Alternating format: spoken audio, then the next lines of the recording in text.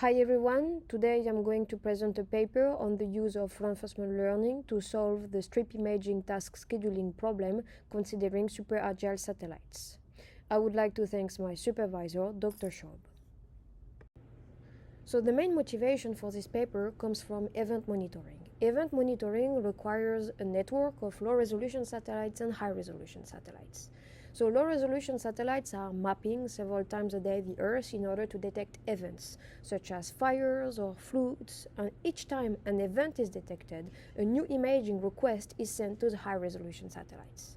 The high-resolution satellites are taking high-resolution pictures of those detected events in order to perform accurate evaluation. So the imaging requests usually have the shape of strip imaging task, where each strip has a different priority, a different required acquisition speed, and a different length.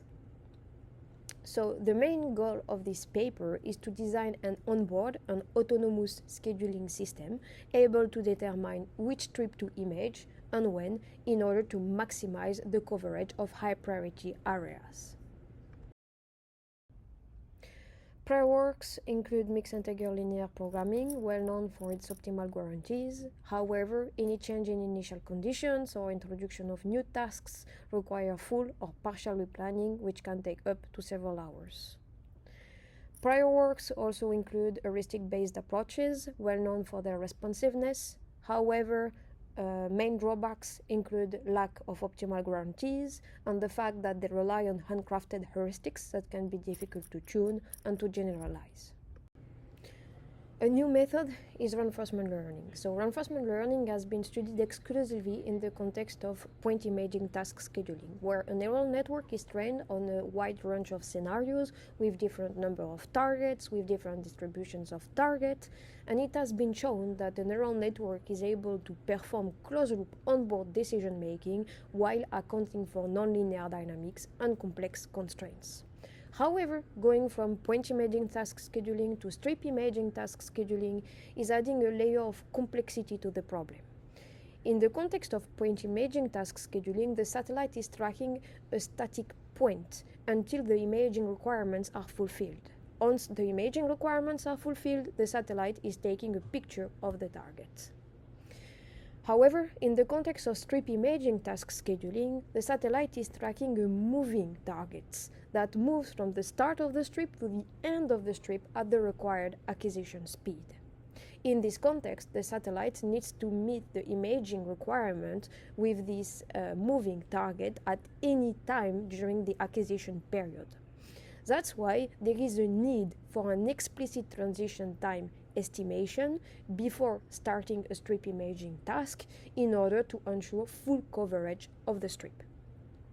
Concerning the contribution, this paper extends the application of reinforcement learning from point imaging task scheduling to strip imaging task scheduling, taking into account this need for an explicit transition time estimation.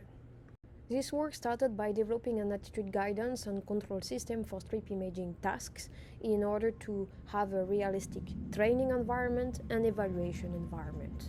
So this system was implemented in Basilisk, a high-fidelity astrodynamic simulator developed by the AVS lab. So for more details on this attitude guidance and control system, I recommend to directly check the paper. Here we are going to focus on the imaging requirements that are needed to consider a strip as successfully imaged. So the satellites needs to fulfill two constraints. The first one is the view angle constraint, meaning that the part of the strip that is being imaged needs to be in the field of view of the satellite. The second constraint is a dynamic performance constraint, meaning that during the entire acquisition period, the attitude error needs to be inferior to the predefined value. However, in order to meet those imaging requirements from the start of the strip, it is necessary to consider a transition period. This transition period is represented on the video in dark green before the strip. So this transition period allows the satellite to perform a slewing maneuver from its initial attitude. Then the strip imaging scheduling problem was formalized as a partially observable semi-Markov decision process to be solved with reinforcement learning. partially here means that the observation space is limited to data that the satellite can reasonably obtain on board, with minimal uncertainty. Semi means here that we are taking into account that we have variable action durations. Indeed, the duration of a strip imaging task depends on the length of the strip, the required acquisition speed, and the transition time. Let's get deeper into this definition. So, the state space S corresponds to the satellite dynamic states, flight software states, and environment states. The action space A is more complex than in the case of point imaging task scheduling, where we had a discrete action space. In the context of strip imaging task scheduling, we have a hybrid action space, including continuous parameters and discrete parameters. So the agent has to choose a discrete parameter, that is the strip to image, so strip target 1, strip target 2, strip target n, and then has to choose the continuous parameter that is conditioned on the discrete parameter, that is the required transition time. Also, an important point to notice is that in the action space, we are not including all the strip imaging requests, but only the next n unfulfilled imaging request in order to limit the size of the action space. Then we have the observation space O, that is a subset of S, guided by ablation studies. Another important parameter is the reward function R, that is equal to the priority of the strip if the strip is successfully imaged for the first time, and 0 otherwise. So how to solve this partially observable semi-Markov decision process with reinforcement learning? So reinforcement learning was traditionally made to deal either with fully discrete action spaces or fully continuous action spaces. Here we have a hybrid action space. So to deal with hybrid action spaces, one first method is a discretization-based method that consists in discretizing the continuous part of the hybrid action space. One main drawback is that we usually end up with a very large discrete action space that affects negatively the performance of reinforcement learning. Another method is the hybrid PPO method. So PPO, proximal policy optimization, is an actor critic method that usually has one critic network and one actor network that is either discrete if we have a discrete action space or continuous if we have a continuous action space. Hybrid PPO proposes to have two actor networks. One discrete actor network that outputs the discrete action, so the strip to image, and one continuous actor network that outputs a continuous parameter for all the possible discrete actions.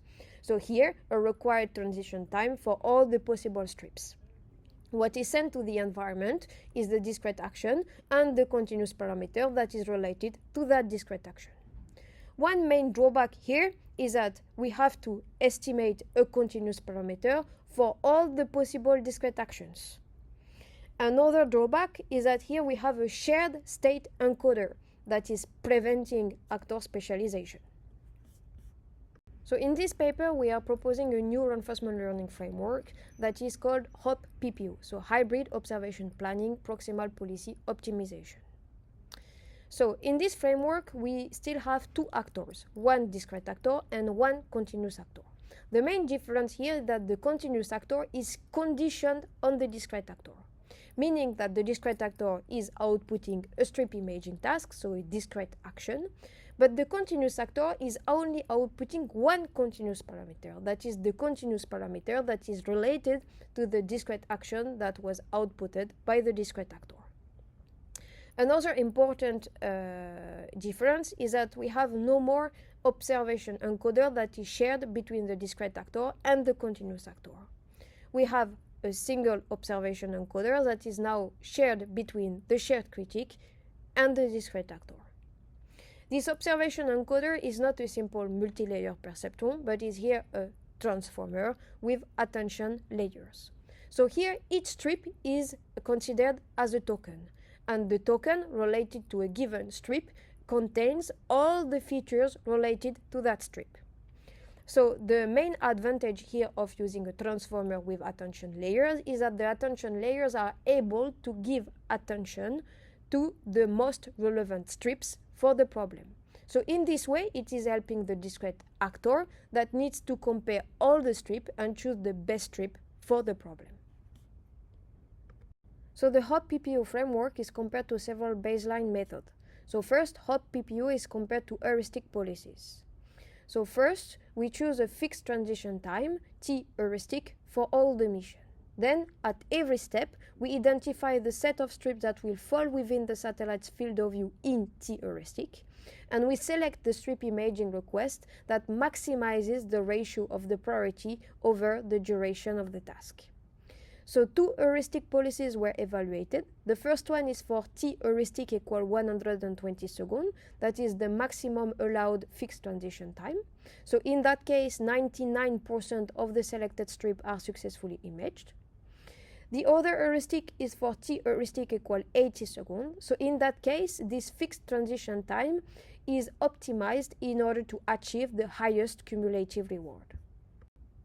So other baseline methods include a random policy, several discretization-based PPO policies for different granularities, hybrid PPO policy from the literature, and a variant of HOP-PPO where we actually replace the transformer observation encoder by a simple MLP in order to study the benefits of the architecture of HOP-PPO without considering the transformer.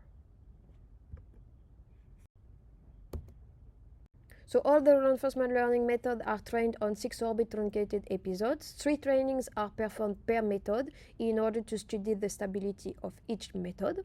So we can see that all the policies are converging and that the 3 trainings for a given method are converging towards a stable value. So all the reinforcement learning methods and heuristic methods are evaluated on a 24 hours Earth observation mission scenario. So, as expected, we can see that the heuristic T-star is the best performing heuristic method. Then we can see that the hybrid PPO from the literature is the only reinforcement learning method that is performing worse than the heuristic T-star. Then we have the discretization-based PPO for different granularities that are performing between 10% and 6% better than the heuristic T-star. An interesting point is that as we decrease the granularity, we can see that the reinforcement learning policy are performing worse. This is because as we decrease the granularity, we increase the size of the action space, which impacts negatively the performance of reinforcement learning. Then we have HOP-PPO MLP that is performing 20.7% better than the heuristic T-star. And then we have HOP-PPO that is performing 36.3% better than the heuristic T-star. So 16% better than HOP-PPO MLP, which puts in evidence the advantage of using a transformer for the observation encoder. So then we studied more in depth the policy behavior of HOP-PPO compared to the heuristic T-star for several target densities. So concerning the reward per orbit, we can see that HOP-PPO is outperforming the heuristic T-stars for all the target densities. Then another point that we can see on the task duration graph and the atoms per orbit graph is that the HOP-PPO framework manages to reduce by at least 50% the transition time compared to the heuristic T-star, while still having a higher success rate. This shows the capability of the HOP-PPO framework to understand and to learn the complex dynamics of the system. So to conclude, the contributions include the development of an attitude guidance and control framework for strip imaging tasks, the formulation of the strip imaging scheduling problem as a partially observable semi-Markov decision process with a hybrid action space, and the development of the dual actor transformer-based HOP-PPO framework, outperforming existing deep reinforcement learning method by at least 25.9% and the proposed heuristic by 36.3%. Future work includes extending the HOP-PPO framework to incorporate resource management, including battery usage, reaction wheel desaturation, and data downlinking. Thanks for listening. If you have any questions, I would be happy to answer them. You can contact me through my email address displayed on the slide.